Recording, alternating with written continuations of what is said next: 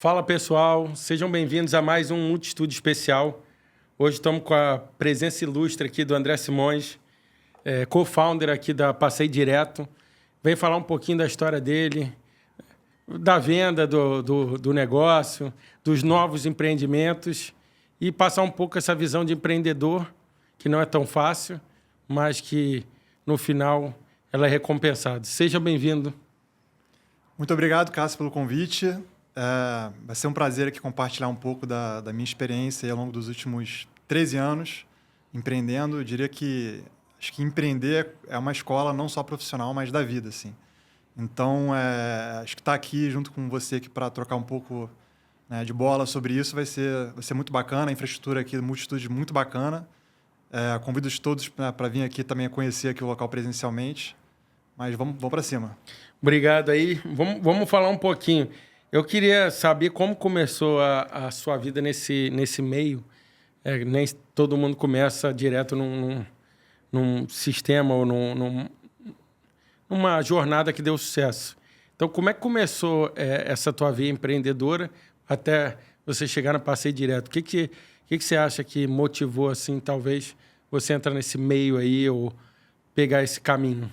Boa. Tem muita gente que fala, né, que começou a empreender desde jovem, vendia bala no sinal, coisas assim. Mas eu diria que a minha história, ela foi bem diferente disso, assim. E empreender, ela foi quase como por acaso, assim. Foi sorte ao longo do caminho de ter me cruzado com pessoas certas que me incentivaram a fazer isso. Mas, falando dos meus pais, né, que tudo começa, né, lá atrás.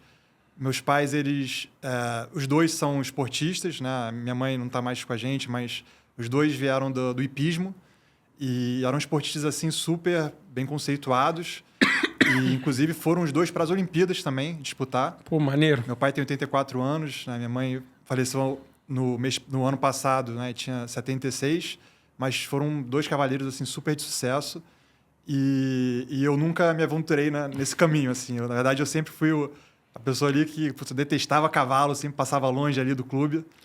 Mas, tô totalmente off da... Totalmente off, assim. E é engraçado que isso acabou sendo até um motivador para eu trabalhar mais do que as pessoas geralmente trabalhavam. Porque acontecia, Cássio? Acontecia que todos os colegas da minha mãe, né, todo mundo em volta, né, familiares, falavam assim: pô, e você, André? Já começou a montar? Quando? Vai entrar quando?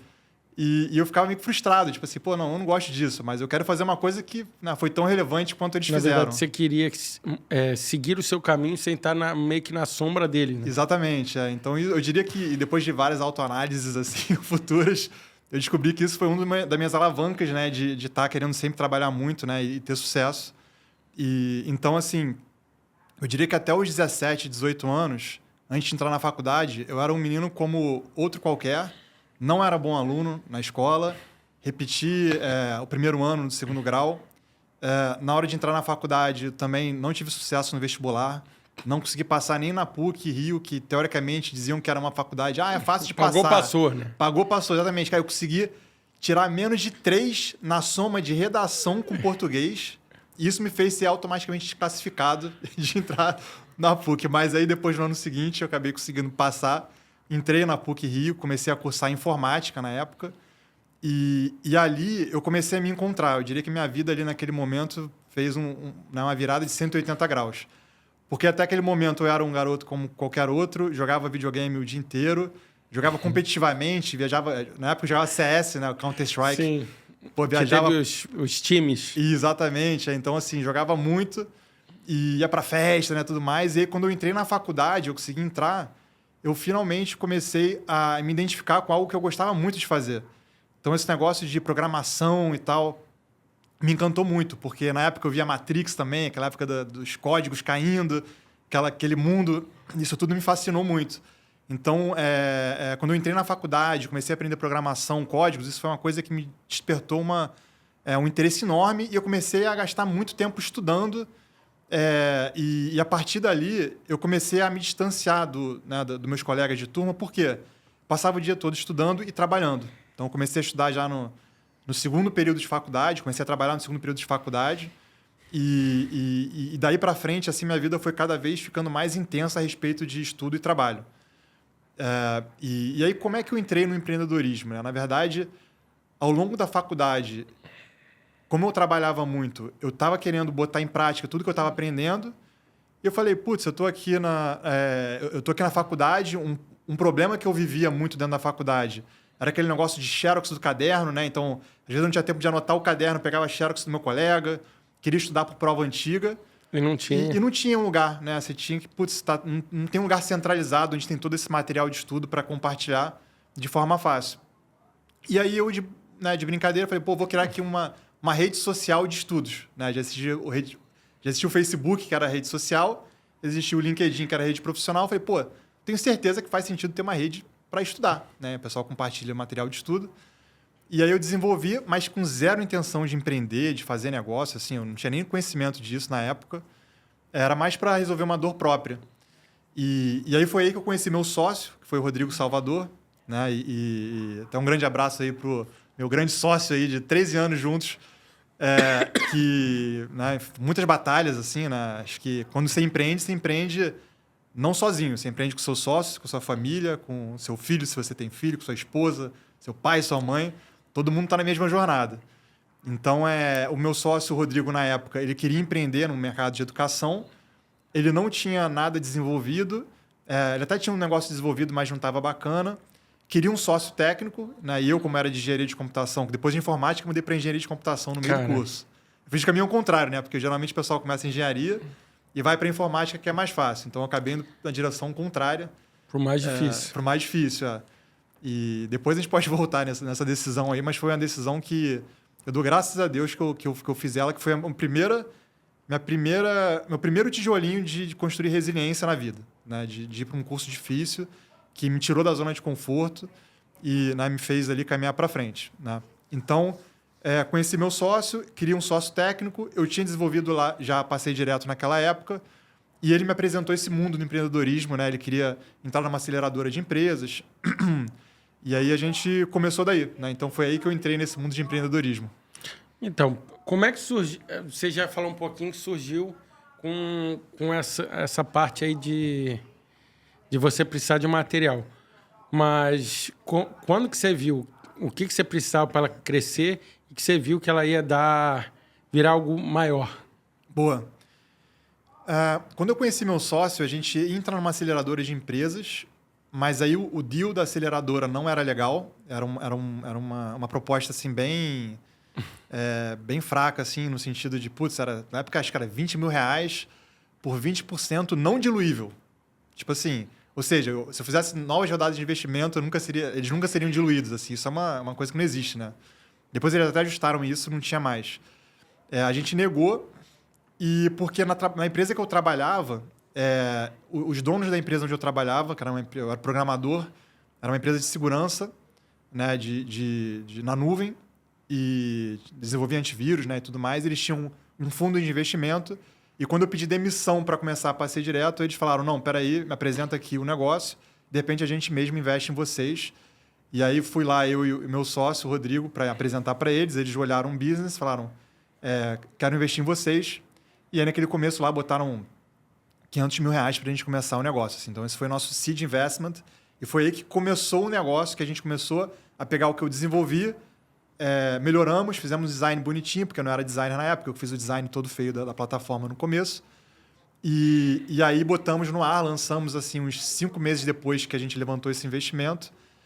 E aí fomos assim, igual o Facebook no começo. Lançou lá em Harvard, foi expandindo de faculdade em faculdade, a gente fez a mesma coisa. A gente lançou na PUC, foi para o UFRJ, foi para a Unirio, o UERJ, foi expandindo. Isso era mais ou menos que ano? Isso foi em 2012, que foi quando a gente fundou. Né? Então, ou seja, temos aí uns 13 anos aí de caminho. A gente foi indo de faculdade em faculdade até chegou uma hora em 2013, mais ou menos, um ano depois que a gente abriu para todo mundo. E um ano depois, Cássio, assim, a gente já tinha chegado a 1 milhão de usuários cadastrados. Assim. Então, a gente teve uma atração muito forte, rápida, porque a plataforma na época era 100% de graça também, isso favoreceu a gente crescer rápido. Cresceu muito rápido. Muito material de estudo lá dentro, as pessoas estavam de fato gerando valor, e foi mais ou menos por aí. Eu diria que quando a gente bateu ali os primeiros 100 mil usuários, bem no início mesmo, falei, putz, a gente tem uma coisa grande aqui. E os investidores também viram isso. Tanto é que depois a gente fez uma segunda rodada de investimento já 1 ano depois, assim.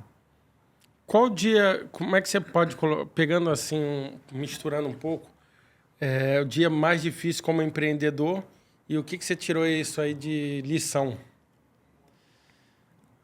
Olha, dia difícil, assim, é difícil elencar um, porque, assim, dia difícil todo dia é dia difícil, né? Eu diria que em 13 anos, assim, às vezes você trabalha 13 anos para você ter, sei lá, 10 dias de glória e o resto tudo de desafios, né? Mas eu diria que os dois mais difíceis foi mais ou menos em 2014, quando a gente estava já chegando ao fim do caixa que a gente tinha levantado, da grana que a gente tinha levantado com os investidores nos 2 primeiros investimentos. A gente cresceu a plataforma para milhões de usuários, mas até aquele momento a gente não monetizava. E aí a gente levantar um Series B, que seria o terceiro investimento, para focar em monetização. Isso era 2014, 2015. Só que o que aconteceu foi que aquela época era bem a época das Olimpíadas no Brasil e a época da reeleição também, que veio Dilma, que fez os investidores ficarem muito ressabiados. Falaram, não, peraí, eu quero esperar para ver o que vai acontecer com o Brasil, para a gente poder ver se a gente investe ou não. Só que acontece que o dinheiro estava acabando, e, Cássio, assim, a gente chegou a, sei lá, 3 semanas de acabar o dinheiro do caixa, 1 mês para acabar o dinheiro do caixa, não ia ter dinheiro para pagar no mês seguinte o salário de todo mundo. Eu diria que aquele momento foi um dos momentos mais difíceis da nossa vida ali empreendedora. Eu lembro de sentar com meu sócio na sala e falar assim, putz, cara, se não der certo, então é isso. Será que a gente cancela tudo, vai para o Vale do Silício tentar fazer lá de novo? Só que aí, nesse momento, a gente estava já nas etapas finais de negociação com investidores, que vários caíram e outros avançaram. E nesse finalzinho, a gente fechou a nossa Series B, que aí já entrou 3 fundos, mais ou menos, de investimento, de capital de risco mesmo. E aí, com isso, a gente levantou o nosso Series B, que pegamos essa grana para focar 100% em monetização da plataforma. E que aí veio o nosso segundo dia mais difícil, que foi começar a monetizar a Passei Direto. Porque no final, antigamente, era tudo gratuito, 100% gratuito. Então ficava mais fácil, né? É mais fácil. Agora, imagina eu pegar, sei lá, 3 milhões de usuários que estavam usando a plataforma e começar a limitar essa plataforma para ficar pago.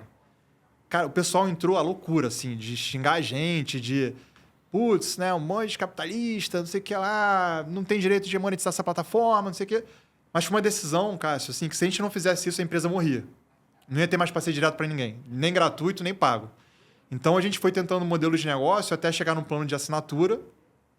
E na época foi muito contra-intuitivo, porque a gente nunca quis cobrar do estudante.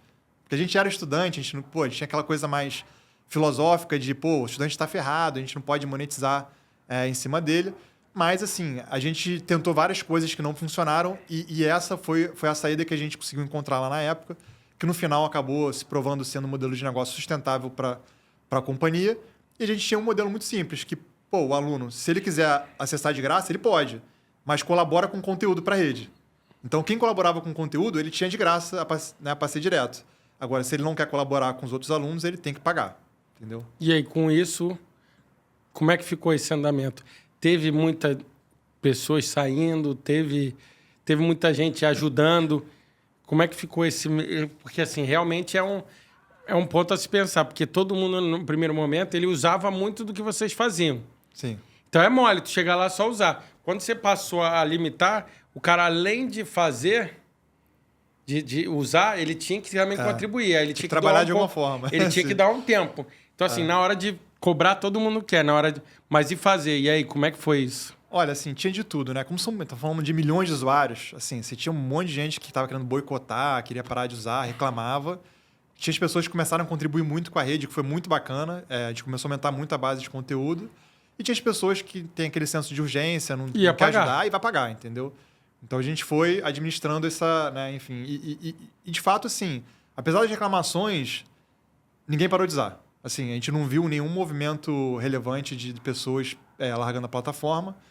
E acho que no final do dia, aquele ditado, né, que fala ame ou odeie, né, mas fala da gente, assim, no final tá um pouco isso. Não, assim, eu acho que se você pensa que o pessoal se acostumou com vocês. Isso é igual aplicativo e tal.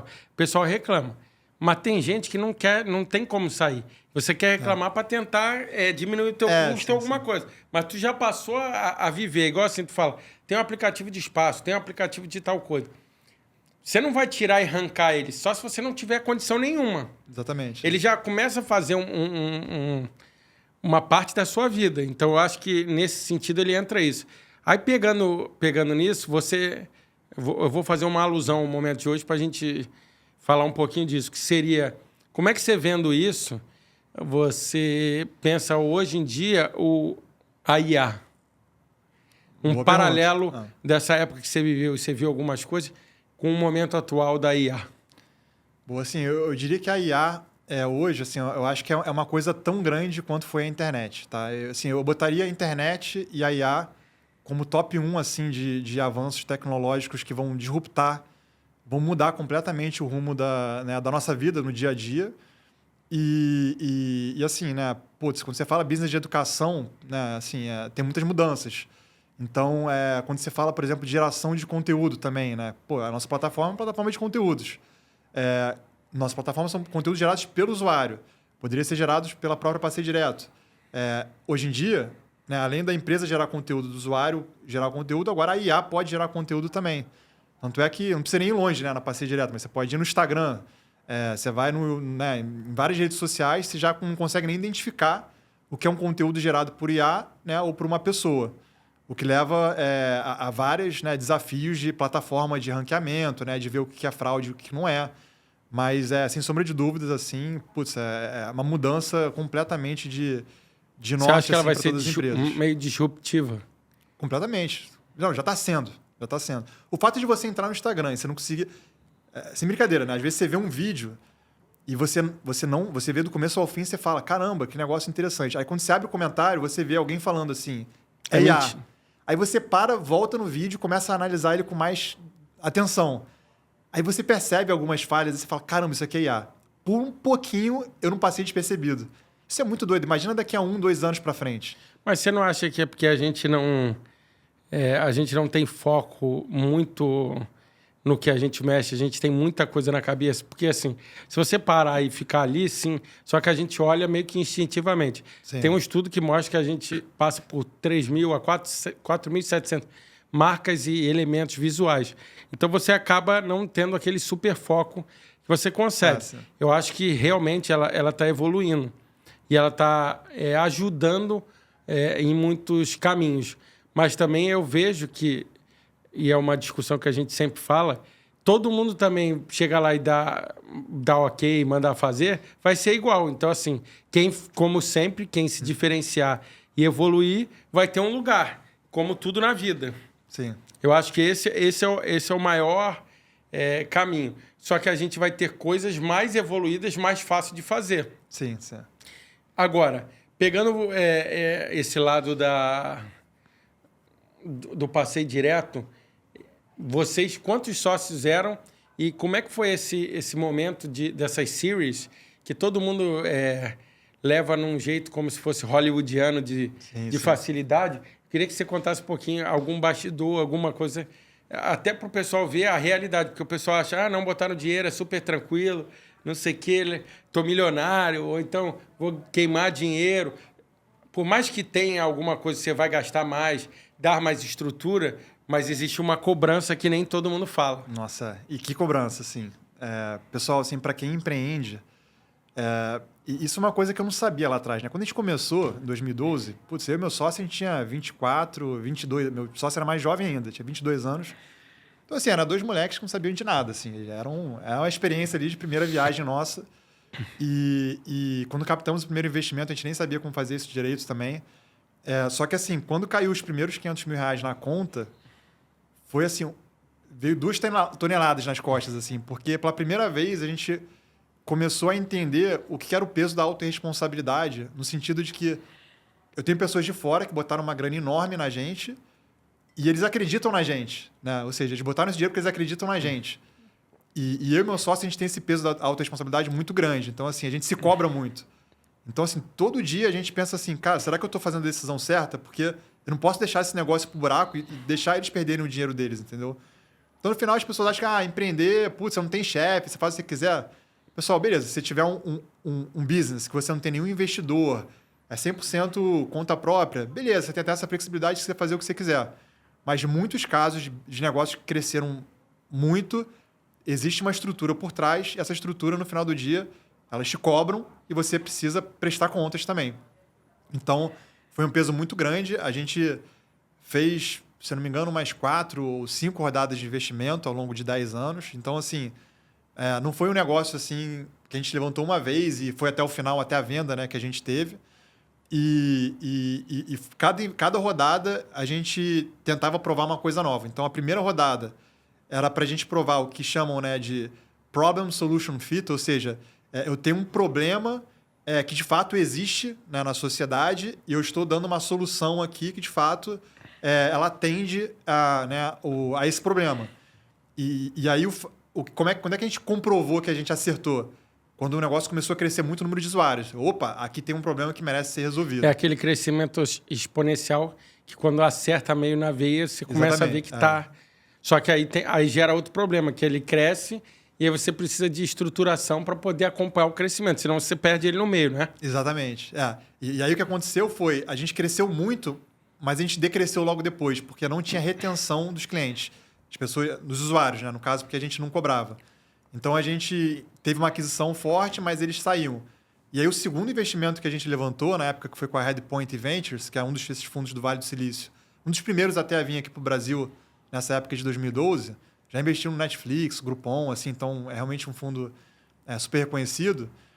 A gente pegou essa grana, que na época já foi 2,2 milhões de reais, não lembro agora. Na época era um dinheirão. Hoje em dia, a empresa faz seed investment, né? O primeiro capital já por 2 milhões e... Só que naquela época era um dinheirama, né? Então a gente pegou essa grana para poder melhorar o produto, deixar ele mais profissa para que a retenção dos clientes aumentasse e eu tivesse mais engajamento na plataforma. Esse foi o segundo investimento. Aí o terceiro que veio foi o foco da monetização, que era depois da gente quase falir com esse segundo investimento, a gente falou, não, agora a gente precisa monetizar a plataforma. E esse foi o terceiro, monetização foi o terceiro. Esse foi o terceiro. Aí depois a gente levantou mais uma rodada, mais para a gente tentar acelerar, aumentar um pouco mais a equipe e acelerar, mas a gente já tinha chegado no break-even, ou seja, a gente já andava com as próprias pernas, que é o mais importante, assim, foi um dos momentos mais emblemáticos assim, da empresa, quando você consegue, né, andar com as próprias pernas e você foge ali daquele fantasma da foice ali querendo te matar. Foi muito maneiro, foi 2017 mais ou menos isso, e foi mais ou menos isso. Então, assim, a gente tinha uns 6 investidores, porque cada rodada... Às vezes entrava um investidor, mas às vezes entrava 2 ao mesmo tempo, 3. Então a gente terminou, acho que a gente tinha uns 6 investidores, assim. O que não é algo fácil de gerenciar. 6 investidores sem ser os sócios. Sem ser eu e o Rodrigo, que éramos então, 2 sócios. Eram 8, exatamente. Cada um com perspectivas diferentes, com momentos de retorno ao fundo diferentes também, com interesses diferentes. E aí tinha que administrar todo, né, esse negócio, prestar conta, resultado. Mas eu tenho zero a reclamar dos nossos investidores, porque assim, eram pessoas fantásticas, com pontos de vista diferentes, que eles faziam essa composição de uma troca estratégica para a nossa tomada de decisão do nosso business do dia a dia. Assim. Então, foi muito legal. Foi uma super experiência. Pensando nisso, depois do êxito, o que foi mais difícil de lidar? O vazio do agora ou a vontade de abrir alguma coisa para próximo? Assim, o que eu vou fazer próximo? Bom, a gente vendeu a Passei Direto para o UOL EdTech em 2021, né? Passei 3 anos lá, 4 anos, na verdade, e recentemente eu saí da operação, mas continuo ainda dando um apoio estratégico, tô lá no dia a dia como advisor, né? Enfim, trocando toda semana com o pessoal, mas estou mais fora da operação. Eu diria que depois de tantos anos trabalhando 24/7, me afastando dos meus amigos, né, da minha família, tendo uma vida assim que eu olhava para o lado assim, eu via poucos tendo. Uma vez que você para, é muito estranho, né? Tipo assim, depois de tanto, você não sabe o que é. Nossa, acordei segunda-feira, sei lá, olho meu calendário, não tem nada. É uma sensação muito estranha. Então, eu diria que esse vazio, ele me impactou muito, né? Assim, porque você está acostumado a gerenciar centenas de pessoas, né? E você é o centro das atenções o tempo todo. Né? E falando aqui com toda humildade, obviamente, mas assim, você é um tomador de decisão no dia a dia de centenas de pessoas que você emprega e que você tem um carinho por elas, né? Por tomar boas decisões e que elas cresçam junto com o seu negócio também.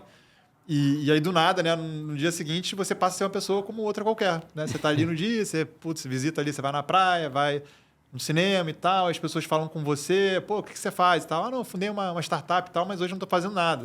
A pessoa te olha ali como se você fosse um Zé Ninguém, né? Isso é muito bacana, assim, porque eu acho que relembra a gente de ter aquela humildade de que, putz, no final do dia é sobre a posição que você está e não sobre a sua pessoa. Se você é aquela pessoa, né, você está naquela posição de CEO de uma empresa gigantesca, né, tudo que você ganha ali é para a posição, é porque você está como CEO. Mas quando você sai dali, você é como uma pessoa qualquer, assim. Então, acho que foi uma lembrança bacana, assim, de sempre garantir que você, né, mantém ali a humildade, né, o ego baixo. E isso é muito bacana. Agora, começar um negócio novo, assim, eu sem sombra de dúvidas. As pessoas às vezes me perguntam, pô, mas por que você quer trabalhar ainda? Por que você quer, né, pensa em empreender? A pessoa que resiste por tanto tempo, trabalha tanto, eu diria que 99% das pessoas, elas não fazem isso pelo dinheiro no final do dia. Porque a pessoa que faz por dinheiro, ela não aguenta passar por tanto sofrimento e não desistir no caminho. E, geralmente a pessoa ela faz isso porque ela tem uma ligação, uma paixão pelo que faz. Ela achou uma coisa que tem um prazer enorme fazer todo dia. Ela tem uma recompensa financeira, sim, e é uma coisa que é útil para a sociedade. Quando você junta essas coisas todas, você tem o maior que você pode tirar de um ser humano. Você faz aquilo com prazer enorme e é isso que faz a pessoa resistir tantos anos a tanta pedrada e não desistir no meio do caminho. Então, eu diria que é mais ou menos por aí. Como é que foi... Como você diria que foi o desafio de escalar uma EdTech no Brasil, onde o mercado é tão diferente do exterior e ainda mais tendo esses fundos americanos e todos gringos que acaba tendo, querendo ou não, uma visão diferente de startup daqui para lá? Eu diria que assim, a escala, realmente assim, escalar, eu diria que foi um desafio grande e no final passou um pouco assim pelo como é que é o mercado de educação no Brasil, né? Assim, como foi evoluindo ao longo do tempo. Então, assim, quando você para pensar, né, lá atrás, putz, a gente tinha um EAD que era muito menor. Então, assim, as pessoas estudavam mais fisicamente e, consequentemente, assim, pô, a Passei Direto era útil, sim, para essas pessoas, mas era um uso menor. Agora, conforme o EAD foi crescendo ao longo do tempo, a gente percebeu que tinha um engajamento muito maior e uma aquisição de clientes muito maior do público EAD. Naturalmente, a pessoa está estudando de casa o dia inteiro, está em frente ao computador o dia inteiro, então o engajamento vai ser muito maior. E aí, quando você entra, por exemplo, na pandemia, foi uma coisa muito doida, né? Porque na pandemia, eu tive, assim, metade dos meus amigos empreendedores praticamente faliram, alguns até faliram, e outra metade cresceram muito, por causa de sorte que o business foi beneficiado pela pandemia ou não. Então, assim, no caso da Passei Direto, né, o business de educação, todo mundo passou a estudar mais. Para estudar de casa, virou todo mundo 100% EAD. Então, a gente teve um boom de acesso, teve um boom de engajamento. Então, assim, os desafios de fazer um business de educação, né, no Brasil é você saber ir surfando, né, esses altos e baixos, acompanhando, né, para onde o mercado está indo. E aí você entra, por exemplo, as bets, né, que estão vindo. Putz, cara, as bets estão pegando dinheiro do bolso do cara que está querendo estudar. Muitas pessoas que estão indo lá para estudar, putz, muitas vezes vai lá, deixa de pagar aquela pós-graduação, deixa de estudar, de pagar Passei Direto para poder... então, assim, e aí você precisa saber gerenciar isso tudo. É um desafio grande. O que fez você sentir, e vocês como sócio, que era o momento certo para a venda? Olha, assim, eu vou falar que no momento, a gente não tinha 100% de certeza. Na verdade, a gente nunca teve a intenção de vender o business, assim. Eu diria até o final. Na realidade, assim, a gente estava se preparando para fazer mais um round de investimento para uma expansão internacional. E só que no meio do caminho, quando você conversa com investidores, né, para ver, né, quem tem interesse e quem não tem, a gente esbarrou, né, no stakeholder ali, numa empresa que tinha interesse, na verdade, de comprar a totalidade do business. Que era o UOL. Que era o UOL, exatamente. Ela já tinha uma empresa, né? O UOL é uma holding, né, que tem várias empresas, PagSeguro, né, PagBank, o UOL, né, portal de mídia e algumas outras, entre elas a UOL EdTech, que é a empresa de educação do grupo UOL. E eles tinham super interesse na gente, porque o nosso business era muito complementar às unidades de negócios que eles tinham. E para a gente foi super bacana, assim, porque a gente não queria, assim, uma pessoa, né, uma empresa para comprar a gente para matar o business. Porque às vezes compra para... vou comprar isso aqui para matar porque eu sou competidor, eu quero matar vocês. E certamente desengajaria muito a nossa vontade de vender. Mas como foi uma proposta onde a ideia era continue fazendo o que vocês estão fazendo, a mesma missão, não quero mudar nada, vocês estão diretamente ali no B2C e a complementar os negócios que a gente tem, a gente começou a refletir, de fato, assim, a gente estava já há 10 anos, 12 anos nessa jornada e a gente achou que, putz, dado ali o contexto da complementariedade, visão de longo prazo, achamos muito bacana lá a proposta do Auditech, a gente resolveu embarcar nessa. Quanto durou mais ou menos o tempo e o processo de negociação e o que você tira como aprendizado nesse M&A com a UOL? Sim, olha, eu diria que assim, todo o processo de M&A ele é super complexo, principalmente quando você tem muitas partes envolvidas, né? Então, como a gente tinha 6 investidores, a gente tinha assim, tem um advogado de cada investidor, aí tem o advogado dos fundadores, tem o advogado do comprador, e Sim. aí cada um está com interesse diferente, é uma confusão do caramba e faz parte do negócio. Assim, você precisa...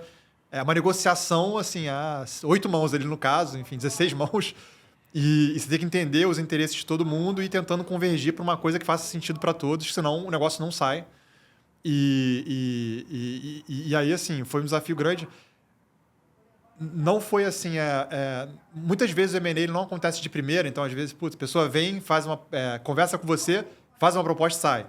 Às vezes vem, conversa, faz uma proposta, putz, o negócio não funcionou muito bem e tal, mas vamos... Vai maturando. Vamos maturando, vamos continuar, então, cada um caminhando aqui, aí volta lá na frente. Então, o nosso caso foi um pouco esse, assim. Já haviam tido conversas no passado que não caminharam. Em algum momento ali, a gente viu, putz, é o momento para os dois lados está fazendo sentido. Vamos para frente. E assim, né, esse tipo de transação, os founders geralmente vão passar uma vez isso na vida, quiçá 2, 3, se o cara for empreendedor em série, faz vários business de sucesso. Então, é muito raro, assim. Então, o aprendizado que eu diria que eu tive foi, assim, de ter essa negociação ali com todo mundo, mas principalmente ali o pós-venda, né? Que eu como executor ali, operador da nossa empresa, eu tive que fazer essa integração numa empresa maior. E aí, putz, foi muitos aprendizados, assim, que é uma experiência, assim, muito complexo de você fazer isso. Você tem uma empresa que é a sua criança, sua cria, lá de trás, e aí quando você vem, você precisa integrar numa empresa maior, que tem, obviamente, uma cultura diferente, tem processos diferentes, e todo mundo está acostumado com uma coisa, e aí tem que mudar e tal. Então, assim, é um momento de muita tensão de todos os lados, que você precisa, eu como fundador ali que estava integrando, administrar, né, todos esses lados, assim. Mas eu diria que foi por aí. Que habilidade você acha que foi fundamental para você liderar como CTO? Até porque você saiu um pouco de founder e teve que entrar em outra caixinha lá. Porque você falou, uma coisa você estava visando dentro do teu negócio, outra você passou num negócio bem maior que o de vocês. Assim, a minha jornada, assim, eu era uma pessoa muito técnica no passado, eu era engenheiro de computação, era um CTO que programava, mas, curiosamente, desde 2013, eu não escrevi mais uma linha de código, assim. Então, eu diria que a minha posição, André, ela foi deixando de ser CTO. Menos programação, talvez tecnologia e mais produto design, que eu me interessei muito. Então, assim, eu descobri que o meu diferencial é ligar os pontos de negócio com design, com produto e com tecnologia, né, com o meu background de tecnologia. E eu diria que esse foi um diferencial muito grande de fazer a gente crescer, assim, né? Então, assim, eu tinha essa visão mais generalista, vamos dizer assim. E aí, com o tempo, né, eu saí de CTO, virei CEO da Passei Direto ainda, então eu comecei a pegar a área de marketing, de conteúdo também, né? Eu ia sempre administrando ali a nossa quebra com o meu sócio, Rodrigo, que conforme foi tendo mais investidores, a gente captava mais investimento, ele também ia tendo mais trabalho de administrar o para fora da companhia. Exatamente. Então, assim, eu fui tendo que pegar mais coisa para dentro. E aí, depois da venda, eu passei a assumir 100% como liderança da Passei Direto dentro do Auditech, né, como se fosse o CEO ali daquela unidade de negócio. E na paralela a isso, eu passei a ser CTO da Auditech inteira também. Então vamos lá. Você manteve CEO da Passei Direto. Na verdade, como CEO, entre aspas, não era CEO, era como se fosse o General Manager. Você liderança número 1 da Passei Direto. CEO. CEO. CEO da Passei Direto. E ainda assumiu o cargo de CTO da Auditech inteira. Eu estava em 2 posições, ou seja, eu administrava produto e tecnologia de todas as unidades de negócios do Auditech, que eram 3, né, naquele momento. Então, eu tinha uma dupla função, porque naquele momento fez sentido. E foi muito desafiador, assim. Eu tive que jogar em duas posições. Chegou uma época que eu tinha 30 reportes diretos, assim, ao mesmo tempo. E era uma loucura, assim. Eu não recomendo para ninguém. Mas foi super desafiador. E, assim, eu diria que talvez a minha expertise, o que mais trouxe diferença para mim, assim, de ter uma boa execução, eu diria que, assim, é uma inteligência emocional alta, uma capacidade de escuta muito ativa que geralmente as pessoas não têm. Então, assim, por que eu consigo mediar muito conflito, geralmente, entre áreas diferentes? Que sempre tem um embate entre marketing e tecnologia, tem embate entre vendas e marketing, tecnologia e produto. Geralmente, assim, são áreas que é muito difícil de se ouvir, porque cada um está com o seu interesse próprio, sua visão própria, mas ninguém consegue ler e ligar os pontos das duas coisas. E eu sempre fiz isso muito bem, pelo fato de eu ser mais generalista. E aí, quando a gente fez a integração na World Tech, eu tinha essa capacidade de ouvir muito bem os interesses da companhia, né, que adquiriu a gente, entender como é que funciona a cultura, como é que funcionam os processos, por mais que sejam diferentes, a gente não gosta. Tem que entender os porquês. E, por outro lado, também representava também o nosso time, que estava ali também com um jeito de executar. E no final do dia, todo mundo tem o mesmo interesse, que é, continuar fazendo um negócio que está funcionando bem, gerar caixa, gerar EBITDA, fazer um negócio que gera valor para o usuário lá na ponta. Se isso não acontecer, nada funciona. E eu diria que é mais ou menos por aí. Você, em algum momento, pensou em desistir? E o que te fez continuar para que parecia mais fácil? Olha, eu vou te falar que ao longo da Passeio Direto, eu não pensei em desistir, mas por dois motivos diferentes. No começo e da metade para o fim da minha empreitada. No começo, eu não pensava em desistir por causa até da minha ignorância, assim, eu não sabia onde eu estava me metendo, eu não sabia o quão difícil ia ser e o quão longe isso ia durar. E até tinha um investidor que falava para mim, né? Teve um dia que eu fui falar com ele lá no comecinho. Falei, Ben, nossa, mas está muito difícil, está muito estressante, é muito problema ao mesmo tempo, eu não estou aguentando. Tinha 10 colaboradores na Passeio Direto, era muito pequenininha. Eu falei, André, relaxa, isso aí vai só piorar muito mais. Eu falei, não é possível que vai piorar, mas já está muito difícil. E assim, olhando para trás 10 anos, piora muito. Só que o negócio é que você a sua capacidade de execução e de tolerância à resiliência, ela vai expandindo e você vai ficando mais cascudo. Então, agora, de fato, assim, isso é uma coisa que aconteceu muito mesmo. Eu sei que você agora virou pai. E como é que você vê a paternidade? Como é que ela mudou a sua visão sobre liderança e sucesso? Putz, eu vou te falar que é uma boa pergunta, assim, mas eu acho que assim, foi muito recente, né? Então eu diria que eu sou um pai em construção ainda, né? E como todo mundo fala aí, acho que eu vou ser para sempre. Agora, uma coisa que eu percebo, uma semelhança, é que assim, é muito difícil você controlar, né, o output das coisas, né? Ou as pessoas em si, né? Seja meu filho, seja um liderado que eu tenho. Eu não consigo controlar a pessoa. Mas se eu consigo criar um ambiente, né, da melhor forma possível, né, onde eu tenho numa empresa uma cultura muito boa, eu dou todas as ferramentas para uma pessoa se desenvolver, assim como dentro de casa. Né? Eu vou criar ali um ambiente da melhor forma possível, eu vou, né, expor meu filho para as coisas certas. Eu acredito que eu maximizo a chance, né, das coisas funcionarem. Assim. Então, eu diria que a grande semelhança que eu vejo entre liderança e paternidade é um pouco sobre esse controle de você dar, né, um ambiente e ferramentas para que essas pessoas se desenvolvam, né, e tenham um futuro muito, muito melhor. Outra coisa você tem esse lado do esporte e você está treinando para o Ironman e faz CrossFit. O que você acha que o esporte ajudou e melhorou em você nessa relação para empreender? Bom, a gente até falou no começo, né, que meus pais, né, vieram do esporte, mas, curiosamente, a minha veia do esporte pode ter vindo, né, ali no subconsciente. Ajudou só, mas foi para uma área totalmente diferente. Sim, exatamente. Então, assim, eu já era na academia quando eu era mais jovem, mas quando eu comecei a empreender, eu parei 100%, eu fiquei completamente parado só estudando e empreendendo, porque na época que a gente fundou a Passeio Direto, eu ainda estava terminando Engenharia de Computação lá na PUC. Então, assim... E o que aconteceu foi que, depois de um ano de trabalho na Passeio Direto, eu tive um problema de ansiedade fortíssimo.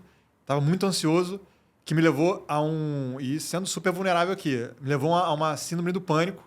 Então, teve algum momento lá que eu estava num jantar com a minha mãe, comemorando um aniversário, uma churrascaria, e do nada eu comecei a ouvir o barulho dos talheres batendo os pratos em volta, as pessoas falando mais alto. E aí eu olhei pro meu braço, comecei a sentir meu braço esquerdo a formigar. E eu falei, putz, é meu braço esquerdo formigar. Achou que fosse um ataque do coração. Exatamente. Falei, mãe, me leva pro hospital, tô tendo ataque cardíaco. Porra, caralho, acabou. O jantar, o almoço acabou. Mas foi isso. E ela me levou ela me levou no hospital, mas me levou num amigo que ela tinha, cardiologista, que morava perto. E aí foi engraçado que ele me chamou, me analisou e tal, rapidamente. E ele me chamou num canto, onde minha mãe não estava perto. E ele perguntou assim, André, vem cá, eu quero te fazer uma pergunta. Pode falar a verdade. Para mim é importante saber. Você está usando alguma droga? Você está usando alguma droga? Falei, droga? Você tá de brincadeira comigo? Pô, óbvio que não. Eu tô trabalhando pra caramba, 24/7, não sei o que lá e tal. Falei, então tá. Então o que você acabou de ter é uma ansiedade, assim, um pico que chegou a um ponto de você ter um pânico ali, você achar que você tá tendo um problema grande. E a partir daquele momento já me receitou ali um Rivotril e com lá 24 anos de idade já uma receita de Rivotril para tomar. Obviamente não recomendo para ninguém. E foi nesse momento que eu comecei a perceber que, eu preciso procurar a pensar em saúde mental, vou procurar um esporte para fazer. E foi nesse momento que eu descobri o CrossFit, que eu era uma pessoa muito intensa, de trabalhar muito, né? E o CrossFit ele é muito intenso. E isso eu me identifiquei muito naquele momento. E aí eu entrei assim, de cabeça, ficar de segunda a segunda-feira, fazia assim, todo dia, 1 hora por dia, religiosamente. E eu percebia que quanto mais eu fazia intenso, mais eu conseguia trabalhar sem ter esse breakdown mental. E uma coisa foi puxando a outra, assim. Foi por isso que eu me apaixonei ali pelo CrossFit na época. E foram, assim, 12 anos, assim, fazendo CrossFit, que nem um maluco mesmo. Competia também. Obviamente, de forma amadora. Mas eu diria que me ajudou a criar essa resiliência, né? E ser uma pessoa muito mais equilibrada de uma forma saudável, né? Não dá para ficar tomando remédio de calmante para poder sustentar a vida. Isso não é sustentável no longo prazo. E aí, recentemente, né, com o nascimento ali do meu filho, a gente, né, eu e minha esposa também, enfim, fantástica também, cara. Ela era melhor ainda do que eu no CrossFit. E tendo filho agora e tal, a gente decidiu fazer um teste aí de mudar de esporte, fomos pro triatlon. Foi pro mais intenso ainda e gastar mais tempo ainda. Né? Mas eu vou te falar que essa ideia é minha. Coitada, assim, a pessoa fala que fica com pena da minha esposa, da Lelê. Aliás, beijo aí pra minha esposa aí, que segurou toda a barra aí ao longo de 12 anos empreendendo. Como eu falei, empreender sozinho não existe, assim, né? Todo mundo tá empreendendo junto e ela sempre foi um suporte para mim, junto com o esporte também, ao longo de todo esse processo. Então, assim, a gente não está treinando para o Ironman full, tá? A gente está fazendo um Ironman 70.3, que a gente faz só há 6 meses esse esporte. Então, dá um primeiro passinho ali para poder sentir como é que é o negócio. E no final do dia é isso. Esporte, assim, e competir no esporte também é muito aprendizado, assim. Você está o tempo todo fazendo um paralelo de esporte com o negócio, assim. Na sua visão, o que separa um founder que escala do que um que afunda no caos? Assim, porque realmente eu acredito que founder tem certos momentos que você falou, são points of pressure, momento de pressão e nem todo mundo está preparado para isso e preparado para ter isso. Então tem gente que sucumbe, né? Ou diminui e tem gente que cresce. Como é que é essa relação e o que você vê nesse... Ainda mais, eu esqueci outra coisa. Você disse que começou ali com 10, 12. E quando você vendeu ou quando chegou no ápice, você bateu quantos funcionários? Putz, a gente bateu 220 mais ou menos. Mas foi 220 quando a gente vendeu. E aí depois, quando eu assumi como CTO do WorldTech, embaixo da minha gestão, acho que tinha umas 450 pessoas. Mais ou menos. Acho que era mais ou menos por aí. E essa parte do caos, o que você... Putz, eu diria que, né, sobre esse lance do founder que afunda versus não, eu tenho certeza absoluta que são as artes suaves, as soft skills, que definem se o founder vai afundar ou vai ser capaz de continuar andando para frente. Porque é muito fácil, quando as coisas estão indo mal, você entrar no modo automático de execução de você não conseguir nem entender o que você está fazendo. Você está só trabalhando todo dia, 12 horas por dia, você não para pensar, você não consegue olhar em perspectiva. E quando você tem autoconhecimento, você entende as suas próprias emoções, você controla elas, e no momento de estresse, você é capaz de perceber, né, a intuição ali, de você conseguir a consciência de opa, estou muito estressado, estou no modo automático de execução, preciso sair daqui, dar um passo para trás, parar de trabalhar um pouco assim no que você está fazendo ali no dia a dia, olhar em perspectiva, como se fosse um general, você está ali na frente de batalha ali, brigando todo mundo, eu preciso voltar, subir na montanha, olhar em perspectiva, analisar o negócio e ver por que eu estou indo mal. Quais são as alavancas que eu preciso mexer para poder começar a ir bem. Eu diria que esse é o fator crucial para você conseguir dar a volta por cima. Assim. Então, eu diria que o founder que não tem essa capacidade de ter uma inteligência emocional forte, né? Ter soft skill para poder dar esse passo para trás e sair desse modo automático de execução, é o cara que não vai conseguir sair do 0 para 1. É o cara que não tem aquela visão estratégica, que está só ali no operacional, no dia a dia, e, consequentemente, você nunca vai conseguir sair dessa montanha que você está ali chegando no topo. Mas, na verdade, tem uma montanha muito maior lá. Só que você precisa descer toda a tua colina que você subiu para poder subir aquela gigante lá na frente, entendeu? Você também não pode ficar focado naquilo e paralisar, né? Exatamente. O hiperfoco, né, que a gente está até conversando, ele é bom e é ruim ao mesmo tempo. O hiperfoco ele é importante, mas às vezes é importante também você parar e olhar na perspectiva. Né? É importante. Pegando esse exemplo, você tem algum livro, podcast ou pessoa que você acha que ajudou nesse caminho de você olhar, pô, eu queria trabalhar como esse cara, ou então alguém que você sempre escutou ou que você leu, que ajudou nesses processos desse tempo? Eu tenho. Quando você falou agora, a primeira coisa que me veio na mente, e que fala muito sobre esse negócio fala até de equanimidade, que é essa capacidade de você olhar em perspectiva né, o todo, você ter essa serenidade né, de olhar o todo, que é o Ray Dalio, né, que é um cara dos investimentos e tal, super conhecido lá fora, e tem um livro que chama Principles, que é um livro super conhecido, que é um livro que ele fala quais são os princípios de vida que ele usa para ter uma vida profissional forte e uma vida pessoal também. E é interessante que ele traz muito desse lance na parte pessoal, dessa visão holística, né, de você ver o todo em perspectiva. Então, eu recomendo para todos aí, Princípios do Ray Dalio. Pegando, sem ser o Ironman, o CrossFit, o que você faz fora hoje que você está num ano sabático e ainda tem mais tempo ainda, o que você faz para recarregar a bateria, para dar uma esparecida? O que você fazia nesse momento? Porque no momento que você estava full power, não tinha muito tempo, porque trabalhava 16 horas por dia. Mas hoje, além disso, o que você gosta de fazer? Foi o que você falou, assim, antes no dia a dia da operação, o meu descanso era o CrossFit, assim, que era a válvula de escape, e assim, se eu não ia, eu ficava um estresse, assim, absurdo, assim, eu não fala comigo, que o meu sócio até sabia. Não, André, tinha muita coisa pra fazer no dia. Não, mas deixa ele pro CrossFit, senão eu ia ficar insuportável depois. E agora, assim, putz, meu filho nasceu recentemente, fez 9 meses agora, então, assim, tô aproveitando a vida de pai, né, acho que é super importante a gente tá presente ali, principalmente nessa etapa inicial, né, da vida, né, dos nossos filhos. E, assim, graças a Deus, eu tive a sorte de fazer as coisas muito no tempo certo, assim, né? Então, as coisas se encaixaram. Né? Eu estudei, empreendi, né? Passei por toda a fase difícil, né, de empreender, depois vendi, e aí, putz, o filho veio bem nesse momento. E hoje, assim, né, a gente, no dia a dia, tá na esporte e filho. Você... Hoje, depois do sucesso e tudo, o que você faria diferente se começasse a Passeio Direto agora? Teria alguma coisa no início? Certamente.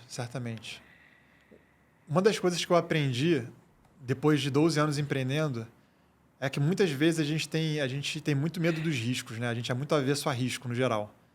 E a maior parte dos riscos que a gente tem medo, eles são mais fantasmas do que realidade, assim. Então, eu comecei, depois de um tempo, a ver risco numa perspectiva diferente. Quando você olha o risco, você fala assim, esse risco aqui, ele pode me matar, o meu negócio? Ou seja, se eu tomar essa decisão errada, vai ser uma coisa que vai falir meu business? A maior parte das decisões, geralmente, não é. Então, assim, cara, arrisca. vai. Se der errado, você vai tentar outra coisa depois de novo. E muitas coisas ao longo desse tempo empreendendo que a gente tinha medo. E por anos, às vezes, a gente não tomava aquela decisão e depois a gente tomou, deu super certo. E foi o que fez assim, o negócio sair da água pro vinho. E a gente sempre falava, olhava para trás e falava, putz, por que a gente teve medo lá atrás de fazer isso? Se a gente tivesse feito isso lá atrás, seria muito melhor. E aí passou essa primeira experiência. Depois, passado mais 3 anos, teve alguma outra coisa que a gente também estava com medo de fazer e fez 3 anos depois, e a gente olhou para trás e falou, caramba, por que a gente não fez isso antes? Então, você começa a olhar risco de uma perspectiva diferente. Tipo, cara, você precisa ter a coragem para tomar os riscos. Obviamente, riscos calculados, como eu falei. Você não vai tomar nenhum risco que vai, eventualmente, destruir o teu business. Mas, assim, você precisa arranjar uma forma de você testar algo que pode ser arriscado, mas de uma forma defensiva, né? Então, eu arriscaria mais. No final do dia, acho que é isso. Uma outra coisa é qual conselho você daria para alguém que entrou como você com 20 e poucos anos e tivesse montando um negócio hoje no Brasil?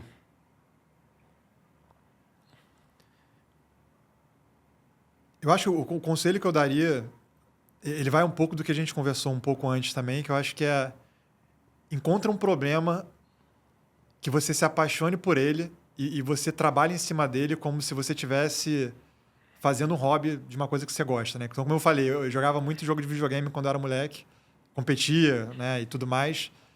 E sem brincadeira, assim, para mim, trabalhar era como se eu estivesse jogando videogame, assim. E não estou exagerando, assim, né? Eu era o tipo de pessoa que na sexta eu ia para o final de semana triste, entrava na segunda-feira feliz porque eu estava voltando a resolver problema. Então, das pouquíssimas férias que eu tirei em 10 anos, não consigo nem, sei lá, não passa nem numa mão. E todas elas não passaram de 2 semanas, foi tipo uma semana no máximo. Foram muito poucas. Quando eu saía, tipo assim, super agoniado para voltar. Assim. Então, quando você encontra algo que você, de fato, assim, se apaixona em resolver, você faz aquilo como se fosse um hobby, você vai conseguir persistir todas as dificuldades que você vai encontrar no caminho. Então, para quem é jovem, está pensando em empreender, arrisca, não tenha medo e encontre um negócio que você vai fazer assim com uma paixão enorme, porque quando você tiver a primeira, né, problema no caminho, você não vai desistir no final do dia. Hoje, depois do sucesso da venda da empresa, o que você busca é mais sobre liberdade, impacto ou reinvenção pessoal? Quando eu comecei a empreender, eu sempre busquei um impacto, assim, né? Então, o fato de você construir uma coisa que de fato impacta a sociedade é o maior, assim, eu diria que, pelo menos para mim, foi a maior recompensa como empreendedor. É muito doido, assim, ao longo de 10 anos, na Passeio Direto tem mais de 30 milhões de cadastros, assim, então é muita gente que já usou. Então, é muito doido, assim, você entrar no Uber, você está conversando sobre trabalho com seu colega do trabalho, e aí o Uber, o motorista fala assim, caraca, vocês são da Passeio Direto? Fala, não, somos, aqui, a gente trabalha na Passeio Direto. Nossa, mas vocês existem, eu sou assinante de vocês, eu uso pra caramba e tal, pô, eu trabalho no Uber aqui de noite, estudo de manhã. E isso é muito doido, assim, sabe? Tipo assim, e você vê esse impacto na ponta é muito maneiro. Eu diria que não tem nada que eu consiga descrever tão recompensador quanto isso, assim. No fim das contas, o que você quer deixar como legado pro seu filho e para as pessoas que te acompanham? E também para o mercado de tecnologia. O que você vê que, além do Passeio Direto e dessa, você pode dizer, uma revolução que vocês fizeram num determinado mercado, que é a EdTech, o que vocês pensam em deixar aí? Assim, quando você fala, né? Fala de filho, né? Sempre é muito profundo, né? E o que eu gostaria de deixar de legado, eu acho que no final do dia, eu acho que assim, ser um exemplo, né? Acho que todo mundo, né, que é pai, no final do dia, quer ser um exemplo para o filho, né? E eu acho que construir uma vida onde eu possa ser esse exemplo e esse norte, certamente é o que eu quero deixar ali para ele, assim, né? E, putz, assim, eu sou uma pessoa... A galera que me conhece, assim, fala, putz, André, você é muito estoico, assim. E eu acredito muito no estoicismo também. E eu vivo muito a filosofia, né, de forma geral, e os valores estoicos, assim, para mim, eu, assim, se eu puder falar assim, cara, eu queria que meu filho tivesse, putz, coragem, fosse uma pessoa justa, e, tipo assim, putz, ética, então, serena, sabedoria, seja uma pessoa sábia. Então, eu diria que todos esses princípios, assim, que eu queria, né, ter eles, assim, eu acredito que eu tenho e busco isso, E eu quero que seja exemplo para o meu filho também, né, perseguir isso. Pegando esse lado que você falou de reconhecimento, você acha que isso foi foi um dos maiores alcances que você teve, né, com a Passeio Direto? Claro que tem a parte financeira, tem todo esse lado, mas esse de ser reconhecido, de ver pessoas que necessitavam de coisas como você já necessitou um dia, se isso fez muita diferença e se isso ajudou a ser uma energia a mais para vocês melhorarem a cada dia. Foi, certamente. Como eu falei, assim, quando você vai crescendo cada vez mais, pessoas te conhecem, e aí isso abre porta para conversar com pessoas muito influentes e muito grandes também. A gente conversou com investidores lá no Vale do Silício, dos tops das empresas, assim, tipo, é muito doido. Eu nunca imaginaria, eu com 18 anos de idade lá, 17, era uma pessoa normal, como qualquer outra pessoa, que, sei lá, 5 anos depois eu estaria numa mesa sentando com um investidor do Facebook. Sei lá, sabe? Tipo, então, eu diria que construir algo que cresceu muito, impactou muitas pessoas, abriu portas para falar com muitas pessoas, foi o que mais trouxe esse sentimento de recompensa para mim. E adiciona uma coisa a mais além disso, que a gente teve também a gente teve uma coisa muito bacana, que foi quando você vende a empresa, né? Muitas vezes as empresas têm um plano de stock options, né? Ou seja, você consegue distribuir um pedaço da empresa, né, para alguns colaboradores. E, naturalmente, quem está mais tempo na empresa e tem um impacto maior, vai ter mais sociedade, né, da empresa. Então, quando você faz uma venda, todo mundo, de certa forma, é recompensado. Óbvio, algumas pessoas vão ser menos, outras pessoas vão ser mais. E é muito maneiro, assim, aquelas pessoas que estavam com você desde o início, que acreditaram nos piores momentos ali, que a empresa vai falir, o cara continua lá. O cara não pediu para sair, não. Continua lá comigo. E aí você vê lá no final, pô, você conseguindo trazer alguma coisa de volta, pô, é muito maneiro, assim, porque você se sente em débito né, com as pessoas, de estar segurado essa bronca por tanto tempo e estar com a gente lá até o final. Uma outra coisa que a gente falou ali um pouco, eu queria que você... A gente já está nos finalmente, mas eu queria que você contasse como é que foi o momento quando vocês decidiram, e você falou um pouquinho, que contou para a equipe que vocês iam fazer a venda. Nossa, foi muito doloroso, assim. Foi muito doloroso porque... é nosso bebê, né? Nosso bebê de 12 anos lá empreendendo e primeiro eu conversei com o Rodrigo, meu sócio, né? A gente conversou muito em conjunto e tal, até chegar à decisão final. Conversamos com nossos investidores também, né? Putz, o que vocês acham e tal? Tem essa proposta e tal. E aí decidimos, pô, ok, vamos seguir em frente. E aí tem a primeira conversa que a gente tem com nossos diretos, né? Nossa diretoria. E é um sentimento, né? Um mix, assim, de uma oportunidade legal de se juntar a algo maior. Mas, ao mesmo tempo, também você sente, putz, caramba, mas será que, assim, né, tá todo mundo ali trabalhando que nem maluco, né, dando gás e tal. Putz, mas isso tudo vai acabar? Tipo assim, eu tô fazendo isso tudo aqui, né, e o que vai ser daqui a 6 meses, 1 ano? Será que as coisas vão mudar, não vão? Então, assim, eu diria que é um mix de emoções, assim, de medo, ansiedade, com uma felicidade mais maquiada. É uma coisa que eu não consigo nem descrever, assim, né? E a gente conversa com eles, aí depois tem que conversar com a empresa inteira, né? E aí começa aquela dúvida, pô, mas como é que vai ser? O que vai mudar? O que não vai? E aí vai por aí em diante. Pegando esses exemplos aí do que você passou, qual mensagem você deixaria para os jovens que estão passando por esse momento de decisão, que tem muita gente realmente, que nem se falou, você às vezes está no meio de numa caminhada igual a sua, está naquele dia D, e ele tem que decidir, continuo ou não continuo. Qual é o conselho que você daria? Falando de uma forma geral, né? Não sobre a empresa. Assim, todo, porque é o que você falou, é um momento de reflexão, e a gente sempre acaba falando, só que só algumas pessoas entendem. Não adianta quem não está no processo vir falar, porque é difícil. Sim. É que nem você falou, eu estou na batalha. Como é que você fala na batalha? Para tudo que você está fazendo, olha lá por cima e faz. Você tem que estar envolvido, você tem que saber o que acontece. Porque tem gente que fala, que nem você falou, mas pô, você está ali trabalhando numa startup, molezinha, não faz nada. Ou então, pô, você quer ficar aí, você não quer estar em casa. Sim. Toda, que nem você falou, é um ecossistema em volta de você ser empreendedor, você está numa startup, você trabalhar 14, 16, 18 horas por dia, que acaba que nem todo mundo entende, todo mundo acha que entende, mas só entende quem já viveu. E é aquela coisa, às vezes o cara fala assim, pô, eu sou azarento, Que nem Sim, você falou, sim. não, eu vou quebrar. Só que aí uma vírgula muda tudo. Cássio, eu vou te falar. Eu já passei por muitos momentos assim, muito pesados e sombrios assim na minha vida, né, ao longo dos últimos 15 anos. E, e, e momentos assim que às vezes você fala assim, cara, eu não sei mais o que fazer. Assim, você olha para frente e fala, cara, você começa a pensar em todas as opções, como, né, olhar em perspectiva, olha as opções. E às vezes você olha todas as opções e você fala, Não tem nenhuma saída. dessas funcionam. Tipo, não funciona. O que eu vou fazer agora? E aí o que eu dou assim de dica geralmente, né, o que eu fiz foi, às vezes só precisa garantir o dia de amanhã. Você não vai ter a resposta hoje, você não sabe o que você vai fazer e está ok com isso. Você precisa dar o próximo passo, precisa ver o dia amanhã. E no dia seguinte você vai de novo, olhar as opções, putz, não tem ainda. Vence o dia amanhã. Em algum momento, as coisas começam a se encaixar de alguma forma ou de outra, seja para o bem ou para o mal. E como toda tempestade, em algum momento ela vai passar. E eu diria que, assim, em alguns momentos dos mais sombrios, assim, isso me salvou, assim, porque às vezes eu ficava desesperado que eu não sei para onde ir. E falei, cara, deixa eu viver o dia de hoje, o que eu preciso fazer para poder sobreviver o dia de amanhã.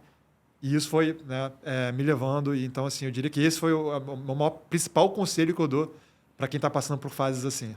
Então, é igual o conselho do Silvio Santos. Ganhe tempo, porque tem coisas que só o tempo vai te dar a resposta. Cara, exatamente. Eu ouvi essa daí também. Perfeito. A gente está nos finalmente. Eu queria agradecer você pela vinda. Sei que hoje está mais tranquilo. Acabou que a gente fez uma coisa um pouco mais bate-pronto. Mas eu queria já deixar convidado, antes quando você estiver próximo a fazer a próxima, aí a gente vai fazer um bate-bola mais profundo com os dois assuntos, do seu possível novo empreendimento e o que você está. E eu deixo espaço aí para você passar a informação da sua rede social para quem quer acompanhar. Ele vai começar a dar mais algumas informações sobre o que ele já viveu, ter uma relação um pouco mais chegada na rede social com o pessoal, então passa aí as informações pro pessoal. Boa, Cássio. Assim, mais uma vez, muito obrigado pelo convite. Foi muito bacana esse bate-bola aqui que a gente fez, super dinâmico, né, informal, e foi muito legal compartilhar a experiência. E assim, nesse período sabático, né, acho que uma das coisas que eu negligenciei ao longo da minha vida empreendendo foi assim, estar mais em eventos, palestrar, trazer conhecimento, usar a rede social para também trazer um pouco do know-how que eu estava construindo ao longo da Passeio Direto, porque o dia a dia é muito corrido e eu não tinha tempo para isso. E hoje, olhando para trás, eu até acredito que isso foi uma coisa que eu me arrependo. Eu poderia ter, de repente, criado esse hábito, e nem que pouquinho, né, de pouquinho em pouquinho. Então, hoje, né, que eu estou um pouco mais de tempo, eu estou tentando criar esse hábito. Eu comecei a criar conteúdo recentemente. É muito sobre negócios, liderança, times, alta performance também, que eu sou muito ligado ao esporte. Então, assim, me sigam lá no Instagram, pd.andré, PD de Passeio Direto. Não consegui achar o Williams bom para o meu nome, né? Aí ficou o pd.andré também. Mas, enfim, então estou por lá, qualquer coisa, né? Sigam e mandem mensagem. Pessoal, a gente vai estar no Spotify, vai estar no YouTube e no Apple Music. Eu vou botar a rede social dele de qualquer maneira no link e mais informações. Acho que em breve ele vai anunciar mais coisas. Boa. Agradeço vocês, compartilhem, acompanhem a gente para mais insights, empreendedores e para mostrar um pouquinho mais desse mundo que é o Brasil aí, com vários negócios diferentes e várias áreas. Até logo. Até logo. Obrigado, Cássio. Obrigado, pessoal.